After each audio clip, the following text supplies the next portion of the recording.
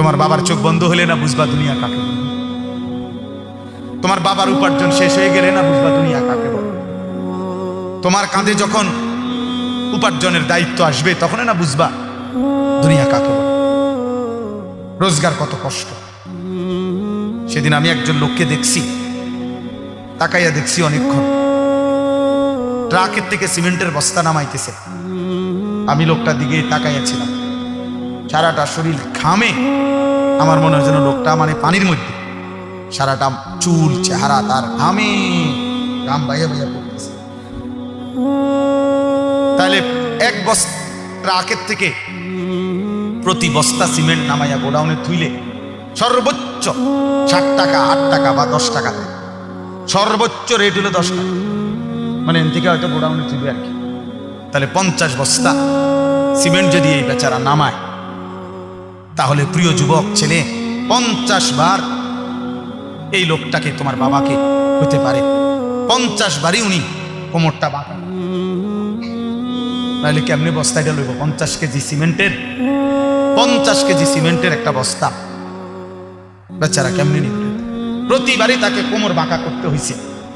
প্রত্যেক বস্তা সিমেন্ট হয়তো ফালাইয়া ছোট্ট একটা গামছা হয়তো কোমরের থেকে খুলে আবার ঘাম মুছছে, আবার আরেক বস্তা লেগে গেছে, আর গুনছে কয় বস্তা হইল। বিনিময়ে 500 টাকা, হয়তো 50 বস্তায় 500 টাকা পাইছে, 10 টাকা করে। সেখান থেকে ভাঙ্গাইয়া তোমার 200 টাকা দিছিল, তুমি বলছো তোমার স্কুলে দিতে হবে। সেই ঘামে ভেজা 200 টাকা, আর তুমি জানো আর সেই 200 টাকায় মোবাইলে ঢুকায়া উলঙ্গ ছবি আর নাচ গান নর্তকী দেখে শেষ করে দিছ। তুমি সন্তান না, বরং তুমি জানো আর, তুমি সন্তান, তুমি মানুষ না, বরং তুমি কুত্তা, তুমি জানো আর। তুমি জানো না তোমার বাবার এই 100টা টাকার পিছনে কতগুলো ঘাম ঝরছে, কতগুলো ঘাম ঝরছে। হ্যাঁ, আমার আব্বা ছোটবেলায় আমরা দেখছি সারাদিন স্কুল করে আব্বা যখন আসতেন, প্রাইমারি স্কুলে মাস্টারি করতেন, মসজিদ ইমামতি। আমার আব্বার 1টা বা 2টা গেঞ্জি ছিল, গেঞ্জিগুলোর এই পাশে এই পাশে ঘামে ভিজা। তো আমার মনে আছে কোনো সময় গেঞ্জি ধুইতে দিলে আমরা ধুইতাম না, আমি ফাটতাম না, মানে ঘামের গন্ধে বাবার গেঞ্জি ভিজা থাকত। সেখান থেকে আব্বা আমার মনে আছে মাস শেষে প্রতি 300 টাকা মাদ্রাসায় পাঠাইছে আমার লেগে। একটা পোস্ট কার্ডে তখন মানি অর্ডার করতে হইতো টাকা, তো মানি অর্ডার করলে একটা ছোট্ট পোস্ট কার্ড আছিল, এটার মধ্যে নাম ঠিকানা লিখতে হইতো, নিচে দিয়া একটু জায়গা ছিল, এখানে নিজস্ব কোনো কথা থাকলে লিখতে হইতো। আব্বা লিখতো, আনিস তোমার জন্য 300 টাকা পাঠাইলাম, বাবা টাকা পাইয়া জানাইও। তো আব্বারে জানাইতাম যে বাবা টাকা পাইছে। এই 300 টাকা গুনে গুনে 2 টাকা ডাইলবাজি, 2টা পরোটা, এমনি আমি গুনে গুনে খাইতাম, হিসাব গুনে গুনে। এই জন্য দোস্ত আমার, বন্ধু আমার, আমি বিষয়টা বললাম, মেহনত, যথাযথ পরিশ্রম মানুষকে দুনিয়াতেও ভালো করে, আখিরাতেও ভালো। অনেক নওজোয়ান মাশাআল্লাহ, প্রিয় ভাই, আমি অনুরোধ করি পরিশ্রমী হও, মেহনতি হও। এমন সুন্দর জীবন, সুস্থতা, এমন সুন্দর যৌবন, এই শুধু শুধু নারী দেখে দেখে ওরা, এটা মিলে যাবে না। এই যে মহিলারে তুমি রাত দিন মোবাইলে দেখো, এগুলো পাইবা তুমি, তোমার একজন বিবি হবে, তোমার একজন স্ত্রী হবে। আর যেটা চাচ্ছ মনে, এটা পূরণ। এই পৃথিবীর লাখ লাখ কোটি কোটি মানুষ স্বামী স্ত্রীর মিলনে এরপরেই এই মানব প্রজন্ম এখানে আসে, কাজে এটা তোমারও হবে। এটার জন্য অল্প বয়সে কুত্তার মতো হওয়া, চরিত্রহীন লম্পট, যে রাত দিন নারীটাকে ছবি দেখে, জিনা ব্যভিচারের দৃশ্য দেখে, এমন নিকৃষ্ট জানোয়ার হওয়ার কোনো দরকার নেই। এটা এমনি মিল, বিয়ে শাদী তো স্বাভাবিক বিষয়, স্বামী স্ত্রী নারী পুরুষের মিলন তো আল্লাহ তাআলার কুদরতি নিজাম। আল্লাহ বলছে আমি এটা ব্যবস্থা করে রাখছিলাম, যথা সময়ই পৌঁছে যায়, সময়ের আগে এক লোকমা খাবারও পৌঁছে।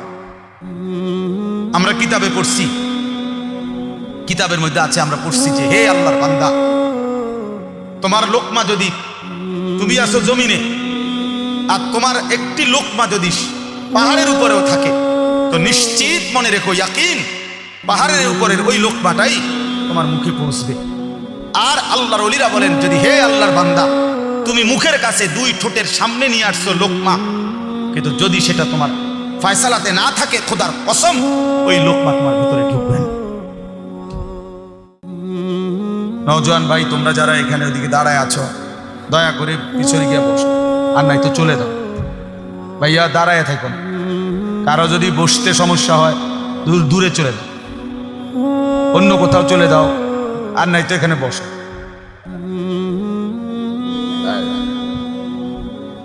যাও ভাই বসো, এই ছেলেরা বসো, বাবা বসো,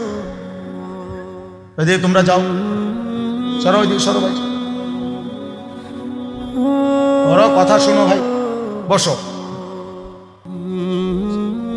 তোমরা দাঁড়ায় আছো, বসো। এই ছেলে, শুনতেছো তোমরা? সবাই সবাই বসতে হবে। মাশাআল্লাহ, মাশাআল্লাহ। দুই একজন চলে গেলে কোনো সমস্যা নেই, টেনশন করার কিছু, সবাই শুনতে হবে, এটা জরুরি। এটা তো আপনার নির্বাচনী জনসভা না, ভোট দরকার, কথা বুঝছেন না তো? কাজেই এখানে কোনো সংখ্যা বিষয়, আল্লাহর কথা বললেই হলো, শুনলেই হলো। একজন শুনলেও সমান গুরুত্ব, 100 জন শুনলেও সমান গুরুত্ব, কোনো অসুবিধা নেই। আল্লাহর কথা বলার ক্ষেত্রে কম বেশি কোনো বিবেচ্য বিষয় না। আল্লাহর কথা বলা, বলতে পারা, এটাই মেইন বিষয়। এই ছেলে, এই গেঞ্জিওয়ালা ছেলে, তোমার তো আরো একবার বললাম, না বসলে তুমি চলে যাও ভাই এর থেকে, তোমার তো অনুমতি দিলাম। বউরা, তোমরা পিছনে দাঁড়ায় আছো কেন বাবা? একটু চাপায় বসো, জায়গা আছে, এখনো অনেক জায়গা আছে। বউ বাবা, ভদ্রতার জন্য বসো। হ্যাঁ, নাই তো চলে যাও, মাশাআল্লাহ, কোনো অসুবিধা, মাশাআল্লাহ। এটা গুরুত্বপূর্ণ বাপ, কম হোক আল্লাহর কথা, কোরআন সুন্নাহর কথা আদবের সাথে শুনতে হয়, এটা জরুরি, নাইলে ফায়দা হয় না। এক তো হইলো আমি, একজন চিৎকার দিল, একজন সুর দিল, একজন টান দিল, কিছু বুট বাদাম বেচা হইলো, এই সব মিলে কিছু একটা হলো না। ভাইয়া, এটা আসলেই মূল মাকসাদ না। একটা বাঁশ মাটিতে গাঁটতেও কষ্ট আছে। এই রাস্তাটা আমি আসছি এখন অনেক ভাঙ্গা, তাইলে প্রত্যেককেই কষ্ট করে আসতে হয়েছে। সেটা যদি কোনো ফায়দা না হয়, আপনি দেখেন ওইখানে বুট বাদামের দোকানে অনেক লোক দাঁড়ায় আছে, অসংখ্য লোক এখন এই মাত্র। তাহলে সামান্য বাচ্চাদের কতগুলো খেলনা জিনিস, এই ছোট ছোট বাস, ছোট ছোট গাড়ি ঘোড়া, এগুলোর দোকানে এত লোক দাঁড়ায় থাকা কি অর্থ আছে বল? মানুষের তো স্বাভাবিক একটা বিবেক থাকা দরকার, যে আমি এখানে কেন দাঁড়ায় রইল। অথচ বাড়ির থেকে রওনা দিছে, অথবা বাড়িওয়ালা ঘরওয়ালারা জানে ওয়াজে গেছে, এটা জানে না, কি বলে, কিন্তু শয়তান মাঝপথে আটকায় রাখছে। হ্যাঁ, এটা কোরআনুল কারীমের মধ্যে আছে। আল্লাহ তাআলা কাছে শয়তান চ্যালেঞ্জ করেছিল, তাল্লাহি লা উযায়্যিনান্না আ'মালাহুম ওয়া লা উগবিয়ান্নাহুম আজমাইন।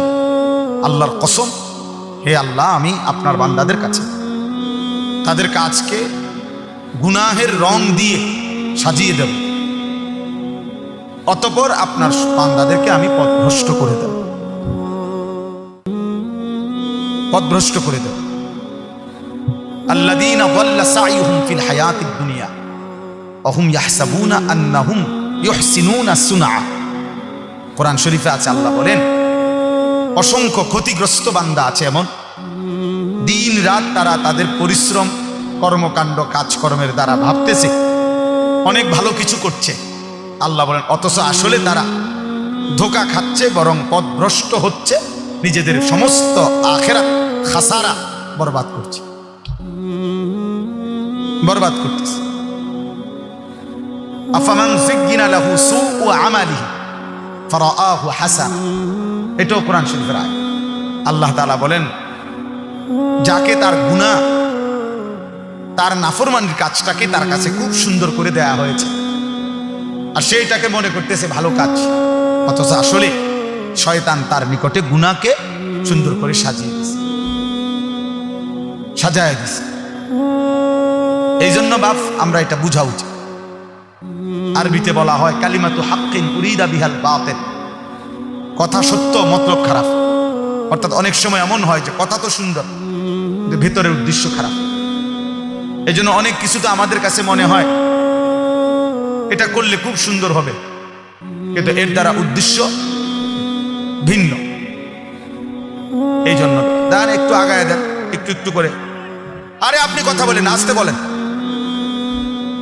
মানুষের আগাইবার কথা কই এত ধমক দিলে তো আর হইতো না। নিজের বসা নিজে বসেন, একটু একটু আগায় দেন। মানুষ একজন বসতে এত আগাল্লা কি দরকার? জি মাশা। চলেন, 2 নম্বর কথা হলো ভাইয়া, আমার প্রিয় ছোট ভাই হাফিজ মাওলানা আতিকুর রহমান আশরাফ, আমি আইসাই শুনতেছি, বলতেছি এই মাত্র সে বলছে এটা আপনাদের কাছে। আমি আবার বললাম, ছেলেরা ভাইয়া, একটা ছেলে মোবাইল হাতে ধইরা ভিডিও বা রেকর্ড করবার আমি নিষেধ করলাম, আর একটা মোবাইলও ধরে রাখবেন। আমি নয়তো উঠাই দেবো তোমার দোস্ত, তুমি উঠে যাইতে হবে এখান থেকে, এরপরে ধমক দিলে লজ্জা পাইবে। আমি আগেই বলছি, আমি ব্যক্তিগতভাবে কোনো প্রার্থী না, নির্বাচনের কোনো জনসভার জন্য আসি। আমার একটা মার্কা আছে, সবাই একটু খেয়াল রাখেন না, কোনো মার্কা নেই। কথা বুঝছেন কিনা? আমি কোনো প্রার্থী না, এটা কোনো নির্বাচনী জনসভা। অল্প একটু সময় আল্লাহর কথা বলা, আখিরাতের কথা মনে করায় দাও। ওয়াজের মূল মাকসাদ আত-তারগীব ওয়াত-তারহীব। অর্থ হলো জান্নাতের কাজের প্রতি উৎসাহিত করা, জাহান্নামের কাজের প্রতি ভয় প্রদর্শন করা। আত-তারগীব মানে হলো উৎসাহিত করা, আত-তারহীব মানে হলো ভয় প্রদর্শন। এটাই মূল ওয়াজ, মূলত মাকসাদ এটাই, যে আখিরাতের দিকে, জান্নাতি কাজের দিকে আপনাকে উৎসাহিত করলাম, আর জাহান্নামী কাজের দিকে ভয় প্রদর্শন করলাম। এটাই মূল বিষয়। এই জন্য দয়া করে অল্প একটু সময় আমরা মনোযোগ দিয়ে শুনলে ফায়দা।